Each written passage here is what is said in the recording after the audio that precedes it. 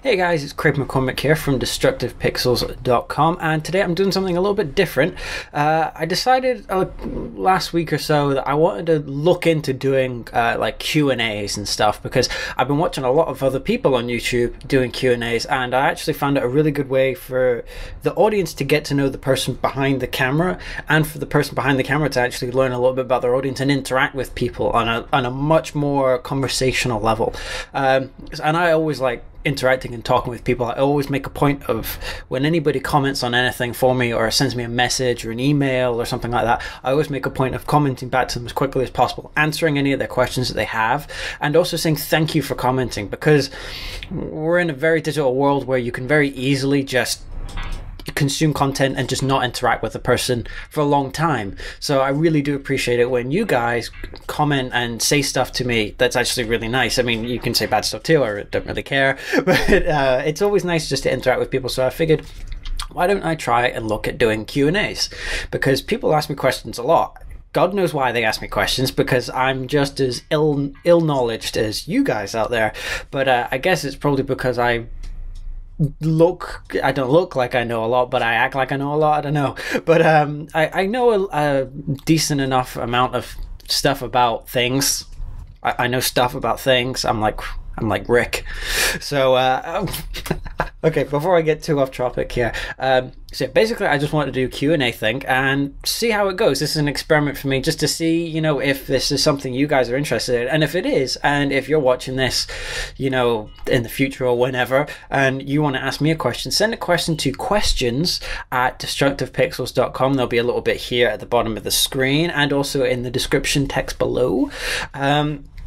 And I basically, just ask me a question if you have anything, and it can be photography or personal related. I'm pretty cool to answer pretty much any question you have. Some topics in the personal stuff will be off limits, but anything that's related to photography or anything like that, that's fine. You can go ahead and ask me. I really don't care. I'm pretty much an open book in a lot of ways. So first things first, I have actually a couple questions here, because I initially asked on my Facebook page and on Twitter and on Google Plus as well, basically just anybody that follows me, saying, hey, I'm thinking about doing Q&A videos, would you be interested? Is that something you would be interested in? And it's a two-part experiment. One is more, just to see if people who follow me would be interested in learning more about me on a little bit more of a personal level in video form. And number two is to test kind of where I would get more interactions from, because people are always talking about, oh, you go on this network, or you go on this network, and where do you have conversations with people? And actually, I keep finding time and time again that even though photographers love Google Plus, there's very little interaction for the amount of people that follow you, whereas on Facebook, I'm getting a lot of feedback all the time, and I've only got as of recording this video right now on Thursday, the 1st of May, I think I have 60 something followers on my Facebook. Yeah, 66 likes on my Facebook page, which is 3 away from a crude joke. But so it's really funny to me that I've only got 66. Oh, sorry, I just shook the table there a little bit. I've only got 66 followers on my Facebook page, and I get so much more interaction on there than anywhere else. It's kind of interesting to me. But yeah, so that's where I got a lot of my questions from. And funny enough, I asked about the questions thing, and I got a message from a guy called Daniel Sop, who I feel I recognize his name from somewhere. He's a BMXer. He looks a little bit younger than me. I feel like I've seen his name somewhere before, but he sent me a bunch of questions, not realizing that I'm going to be doing these videos. So I'm going to answer 2 of them, and also I got a question from on the question that I asked on my Facebook page in the comments thread. I was going back and forth talking to a whole bunch of people that I'm very fortunate enough to they interact with me a lot. So I really am very grateful that a lot of people comment and actually have conversations with me back and forth. I do make a point of commenting back and talking to them and actually getting to know them a little bit, because I think that's really important. So I got 1 or 2 questions on there as well. Actually, one from a guy, a good question actually, from someone called Jay Gibson. That's his name there. And it's funny, I've spoken to him a couple of times before. He's messaged me on Facebook. Actually, I think that's how you first interacted with me, Jay. I don't know if you're watching this or not, but if you are, hey buddy. And it's funny, he sent me a message a while back asking about my camera. It's like, hey, is that a Canon 5D3? Why did you, I mean, what made you get that? Purely at a question level, simply because he was looking at going to it. And I gave him a whole bunch of reasons why. And he's like, oh yeah, cool, yeah, cool. I've now just ordered my camera. So I'm like, shit. Hey, if your wife or girlfriend, I know you've got a nice lady friend in your picture there on Facebook. I don't know if that's your wife or your girlfriend. If she ever watches this, or you say that, or you show this to her, hi, it's not my fault that he bought an expensive camera. I just want to put that out there, that it's not my fault. He just asked me a question, then he went and bought it. I didn't tell him to go and buy it. So, but he asked a very good question, one that I never actually thought of doing, but it's a really cool point. But I'll get back to that in a minute. First one I want to do is answer Daniel's questions, because there's some pretty good questions and really quick for me to answer. The first question he asked, which is the first message he sent to me, was, hey, I saw you taking pictures and I know you travel a lot. What do you actually do for work? I mean, are you actually a professional photographer? And the answer to that is no, I'm not a professional photographer. It is a good question. I actually have a full-time job. That's why I'm here in Shanghai in the first place. My father has a business out here, and instead of going to university, I came out here and decided to work for him. And coming up in a couple months time, I'll have been here for 5 years, and that really freaks me out when I think about it. I came out here when I was 19 and I'm nearly 24, so that's really insane to me to think, geez, I've been out here for quite a long time at this point. It really doesn't feel that long. It feels like maybe a couple years at most, maybe 3, definitely not 5, but yeah, I've just been living out here for a long time. I'm not a professional photographer. I don't plan on being a professional photographer either. It's possible, maybe. I know in a couple of years, I mean, you can never say never to stuff like this, but yeah, I'm definitely not a professional photographer right now. The reason I travel is because I travel a lot with my dad for work reasons, and also because we're out here in Shanghai, but we also have a place back in England, but in England and in Scotland, actually. That's why I spend a fair chunk of time up in Scotland shooting landscapes. That's kind of what got me into the whole landscape thing in the first place. It's when we're up there, I go, wow, this is an amazing place. I'd love to be able to capture this. So that's kind of what I do. The travel stuff as well is, I'm very grateful that because of the job that I have in our company, I don't necessarily need to be in the office. Although there are times when I definitely need to be here, and I need to definitely help basically run the office when my dad is not here. But there are times when I actually have a bit of more leeway than a regular desk office job. So I can actually travel around. That's why I'm able to go to Photoshop World. I'm allowed to, I'm allowed to go for those kind of weeks and occasionally take some trips off. Like a week or so from now, from the time we're recording this video, maybe by the time you're watching this I'm already there, but I'm actually going to be spending nearly 3.5 weeks up in Scotland, in our place up in Scotland, and it's purely just a shooting trip. Like, I'm just there to shoot and shoot and shoot, and so that I'm going to be recording, you know, videos and blogs and all the rest of it, and that's going to be really fun for me. I'm looking forward to that. But yeah, to cut a very short question with a long answer short, I'm not a professional photographer. I'm just very lucky that I get to shoot around as much as I can. And the next question Dan asked, because I told him, hey, that's a great question, can I use that in my Q&A video? He's like, oh yeah, sure. Oh, here's another question. So I think the questions are going to be spewing out from you guys soon after now. Another question he asked, which is a good question. It looks like he's a fairly young photographer. I did a bit of research on you, Dan. I'm not trying to stalk you. I'm just trying to be able to answer your question more specific to you here. And he looks, I would guess 16, don't know, but let's have a look here. I wanted to start selling photos on the internet as a job through sites like iStock and Shutterstock and etc. Do you think this is a good idea? Can you give me advice on another job to get some money from my photography? My answer to that is going to be a long one. But the short answer is, unless you want to spend a lot of time doing stock stuff, then that's fine, but don't expect to be making your living from it. From what I know, I know a very small amount about stock photography, but from what I know, 10-15 years ago, you could make a living from it. Simply because the way of the internet, you could easily make money selling stock images, because they were expensive. But nowadays it's very hard to make a proper living from it. You can make cash from it, but even then, only good images for stock sell. And I'm not saying you're a crap photographer or anything, man. I'm seriously, I don't actually know any of your images, but you have to be at a really good par to actually make some money. To make some dough in stock photography, you need to be up there, because the floodgates have kind of opened for people doing stock, because the barrier to entry is so low. You can just start, I can go on PhotoDune, Avanto's website, and just go and start selling images, stock stuff. But the problem is they're very cheap.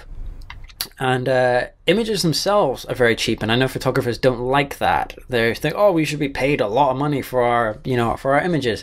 And I like, I watched an interview with Colby Brown, landscape and travel photographer, in his recent EP.1 class.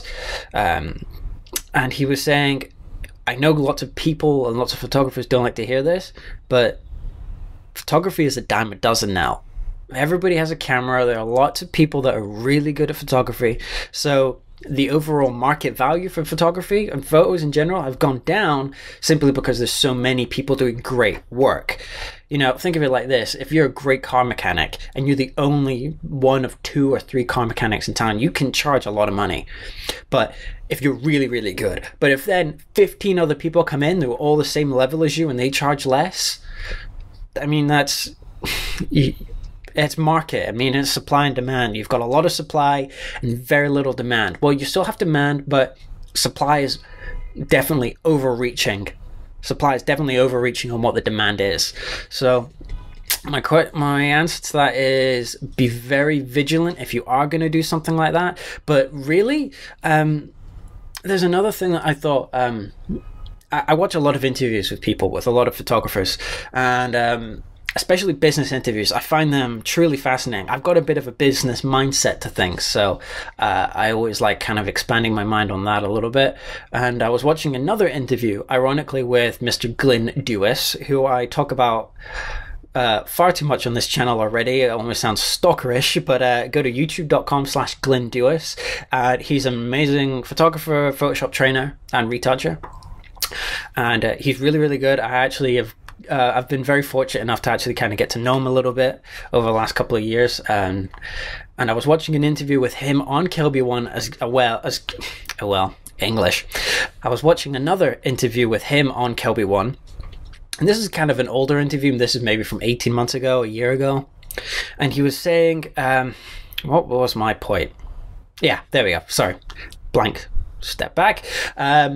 He was very, very quick when he started out to jump into business, into selling images, and to start being a professional photographer. And that one thing he said was, if there was one thing I could recommend to people, it would be to not jump into this straight away, jump into it too quickly. Learn how to take photos, learn how to be a great photographer. If you think you're this good as a photographer, get to this level and then start thinking about it. Don't jump into it too quickly. And I've made a very conscious decision to not do that. I make very, very little money from my photography. I think I've only ever, I started selling prints through an art company, creative business kind of thing in the UK called Off the Barrel. I'll put a link in the description below if any UK people are out there. I do sell a couple of prints through that company. The reason I started doing it is because it's really cheap. It's £30 for the end user, and that's framed and printed and framed on really nice paper, and it's shipped to you.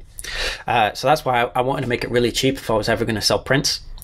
And that's, I think I've made less than £50. I think I made £30 from them, and I make a point of not trying to earn money from my photography just yet, because I'm still learning, and I don't think if I was to sell something, it would be something that I would buy myself and use a year from now. I don't think it's just good enough. That's why I put out free tutorials and free videos and stuff like that on here, just so I can get, there's a music term that I get from my dad sometimes. It's to get your lip in. It's because he used to play brass instruments, so I won't go into it. He used to be a professional musician.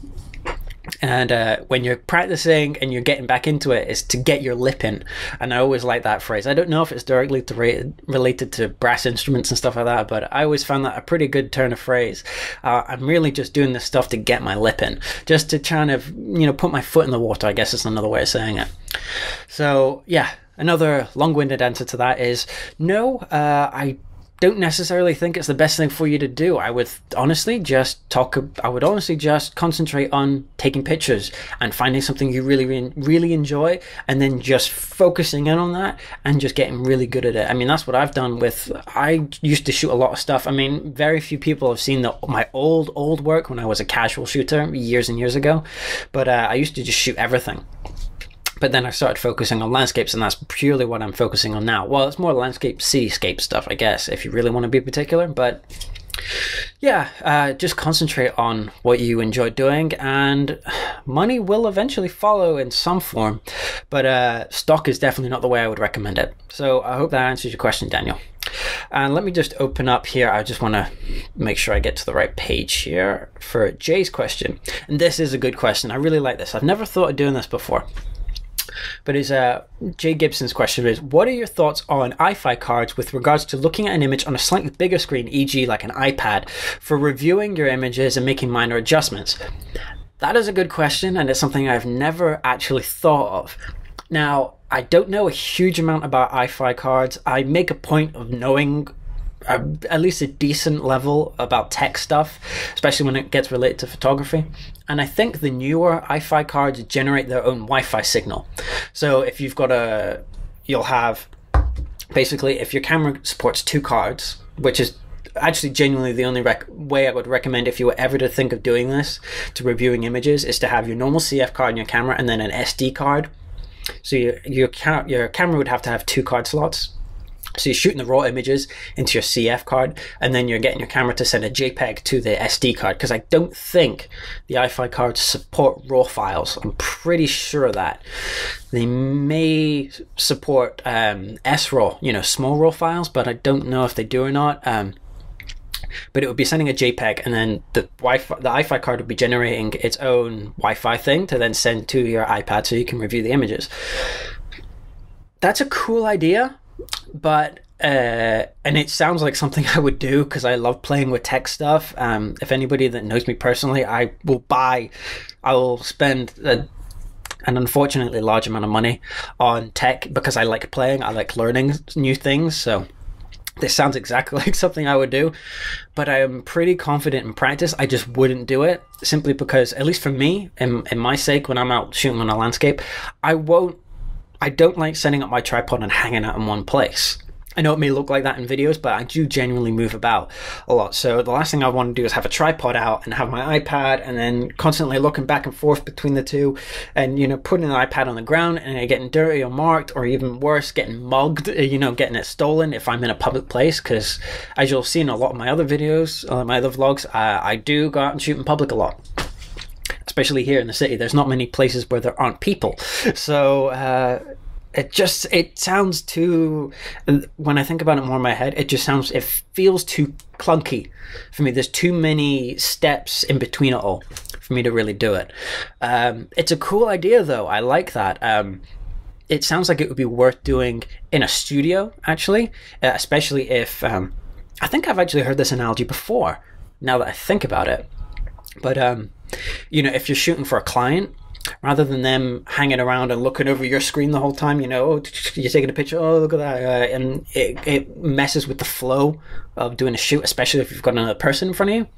So you could give them, your iPad, have the card in there, and they could be sitting down on a sofa, ages away, and just scanning through and maybe picking the images, especially with the new Lightroom mobile. There's probably a way to figure that out, where you could get images from an iFi card directly into your Lightroom catalog through the Lightroom mobile and the iPad. I don't know if there's a way to do it. If you got it sent to your laptop and then the collection feed got sent to that's probably a cool way of doing it. See, that's a cool way of doing it. If you have clients and stuff like that, and you want them to be away from the whole studio, that's a way to do it. But if you're shooting by yourself in a studio, I would just tether it as my own, because rather than looking at an iPad screen, look at your big laptop screen. Just have it tethered to a cable. Go grab a couple of things. Tether tools have got really long, bright orange USB cables, so you don't lose them and all the rest of it. You don't trip on them and all the rest of it. They've got a lot of cool tools for tethering, hence tether tools. So I would recommend doing that. especially if you just shoot people. If you're shooting a larger thing like say a car or something like that, where you need to be moving around in a big space and just having a long cable would be too cumbersome, then I would understand the point of using an iFi card. But if you're just shooting and walking around, you know, if you're doing street photography or you're doing a landscape stuff, I understand to make minor adjustments, and you could do it probably pretty easily. Excuse me, I'm just gonna have some coffee, slightly cold coffee. But I think just in practice I wouldn't do it. And I'm the kind of guy that will try and do stuff, but if it doesn't work seamlessly, I will abandon that idea pretty quickly. So you're gonna have to be pretty stubborn if you're gonna do that in like a landscape shoot kind of thing, or street photography. Or it's a cool idea though, don't get me wrong, I do actually like that idea, Jay, but I just don't know I would do it in real life. So I guess that's kind of it for this one. I've probably already gone way too long on this. I actually don't know how long this video is right now. 20 minutes. Okay, that's probably perfect actually for the first Q&A. So I hope you've enjoyed this. If you do actually have any questions to ask me, please go ahead and ask me them. I'm really cool with answering pretty much any questions, photography or personal related stuff. So send your questions to questions@destructivepixels.com. Again, it's probably going to be here in the bottom of the screen, and also I'll put it in the description text below. So I hope you've enjoyed this video and I've answered your questions. Jay and Daniel, I hope you've enjoyed it. This is the nice little first Q&A video. So I'll catch you guys in the next one. See you later.